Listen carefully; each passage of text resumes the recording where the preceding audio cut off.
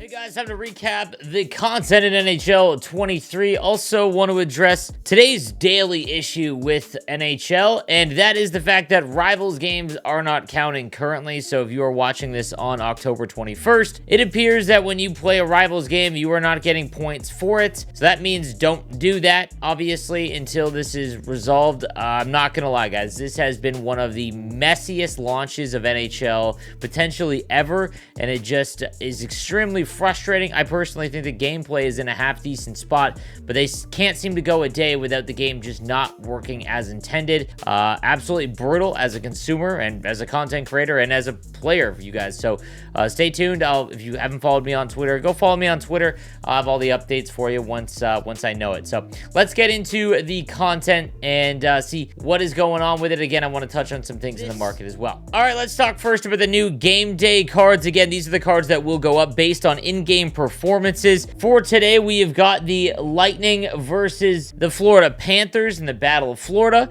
So again, they will only increase in stats for tonight's game. Anything after that, they're locked in at what they are. So it's +1 overall for a goal, 0.75 overall for an assist, and then 0.5 for a shot, block, and a hit. So we've got the 80 overall Alex Killorn. This one would be something I wouldn't go after unless you're a Lightning fan, just because he would have to get to 83 or 84, and even then his speed is not going to be all that usable for, you know, the cost it costs to actually create these. Also, another thing, guys, when it comes to getting these game day cards, always go and look on the market. None of them have gone for what the value is to actually make them. So you have to consider that it costs 3 Spotlight collectibles to make one of these right now. A Spotlight collectible is going for like 7,500 coins. So none of these is going for around 22K in terms of price. So I would look on the auction house before if you are interested in getting one. And his opponent is going to be the 80 overall Carter Verhaeghe, former Niagara Ice Dogs, 6'2" with Gladiator, 83 speed, 83 acceleration.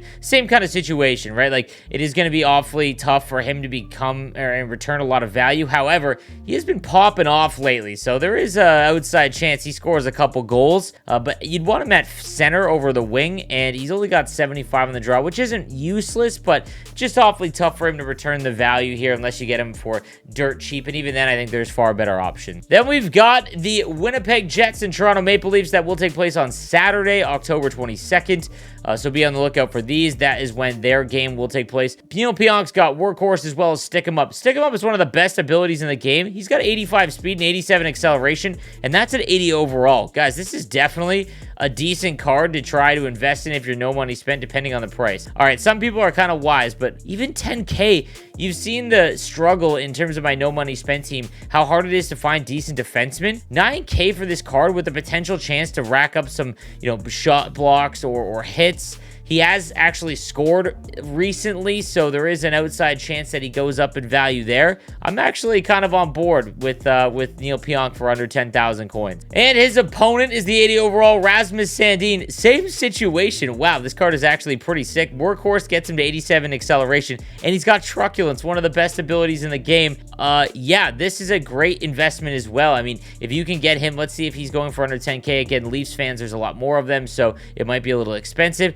8,900 coins. If you're no money spent, I'm going to grab this card on my team before he plays. Again, he's probably going to go up 81, maybe 82 overall, but even if he doesn't, this is still a useful defenseman card for launch of the game. All right, now touching on some of the new prop times, we've got the 82 Sam Bennett from the Florida Panthers, who's got Bounce Back, which is probably one of the most useless abilities, but I mean, it is only 1 ability point. He's got Light the Lamp, which helps with his wrist shot a little bit. Nothing really crazy about this card. 85 speed and acceleration. Faceoffs at 77 is definitely usable if you are very good at the faceoffs, and he's got pretty good size and shot. Very mediocre across the board here. If he is going for, you know, the bare minimum of what 82s are, which would be around 2K, I mean, that's not awful at 2,000 because it is tough to find decent center. So not bad here. Then we've got the 84 Patrice Bergeron, who, man, he is just stepping right back into what he's always done. He has been phenomenal for Boston with Distributor. He's got 86 speed, 87 acceleration with Distributor,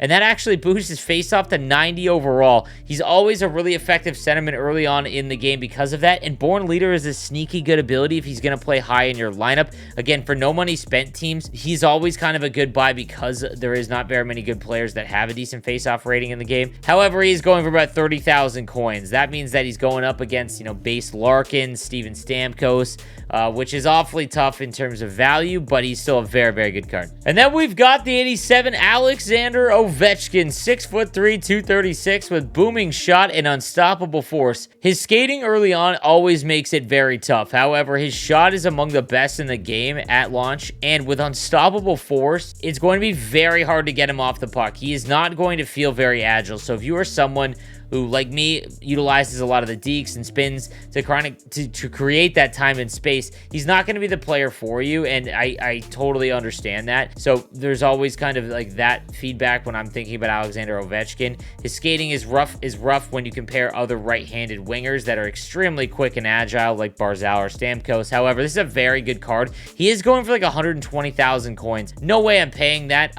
Another rule of thumb, guys, anytime you pack a primetime, sell it immediately, because it will only go down in value. It will never have more value than the day that it is launched, unless it's got some insane ability or synergy stack. And again, I'll highlight those when they happen, but make sure you're selling this if you do have it. Definitely take the coins before it plummets in price. All right, guys, so that is going to do it for today's content. Let me know what you think in the comments section down below. Make sure you catch me live on Twitch, twitch.tv/nosleeves12, to check out the new Week 2 Spotlight event that will be happening today, the release of this video, 5 p.m. Eastern Time. I'll see you then. Have a good one.